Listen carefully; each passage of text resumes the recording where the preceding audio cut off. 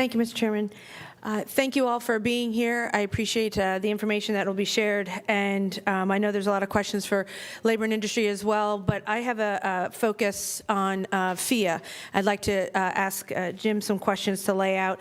In full disclosure, I am a member of the PHEAA board as a legislative appointment, but I think that PHEAA has such a huge basis in our job creation, allowing students to pay for school, to pay for training, to pay for getting the education that they need, whether it be technical education, whether it be through our community colleges, whether it be, there's so many avenues that students can go. PHEAA provides many loans to many of our state institutions and the schools in Pennsylvania. And Jim, I'd really like to just ask you if you could please, there's so many lines of business that PHEAA has. It's extremely competitive at this particular point in our history. I think you had said that this is one of the most competitive times you've ever seen in your many years with PHEAA. Can you lay out a little bit, because PHEAA is facing some tough times ahead. We're competing for a federal contract. Can you lay that out for people as to where you see PHEAA going and the competitiveness and what PHEAA needs to do in the future to be competitive for Pennsylvania? PHEAA, for those who don't know us, is not a monopoly. All our business earnings are competitive in the nature that we either earn the respect of our customers or they go away. So we are competing with large entities, generally for-profit entities, in order to sustain servicing contracts as well as other contracts.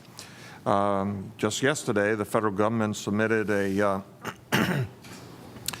another solicitation for a system and for servicing, and I haven't had a chance to review it all, but it's a big contract. Just to give you an idea, there's 3 servicers with systems now in the United States. We're one of them. There's about 40 million borrowers under the federal program in the United States. Medicaid and Social Security probably 55 million. So it's a large government program. And what we're going to have a chance to do is realign our technical capabilities to what the federal government wants and allow and bring forth better customer service, as well as compete for various profitable segments of that contract. That will play out over the next couple of months, and we will use all our resources to make sure that we can handle that.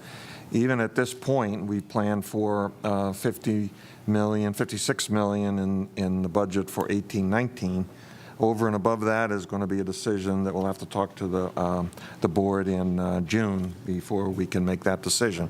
But we've had a fantastic track record over the last 12 years. We've probably contributed something like $867 million to supplement some of the programs, state grant particularly, but other programs as well.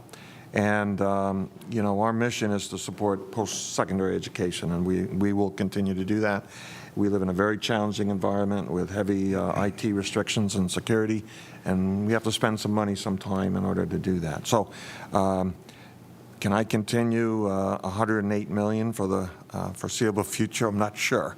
I will try to do as much as I can and make suggestions to the board as we go. And can I just also clarify, one of the biggest questions that I get in my office with PHEAA is people will call because all of a sudden a grant has been reverted to a loan due to their noncompliance with the requirement for the grant money. Many times they blame PHEAA because we are the servicer. The entity in and of itself is the servicer. But can you go into the guidelines that PHEAA has to abide by, that we are literally the middle individual here, and we get paid. That's why we earn money and have the ability to give money to the general fund. But can you, that differentiation, because a lot of times people are very frustrated and they think it's PHEAA making the decision, when in reality it was the issues with the grant itself. One of the positive things about the solicitation will be the federal government will take ownership of these programs and brand as a federal government program.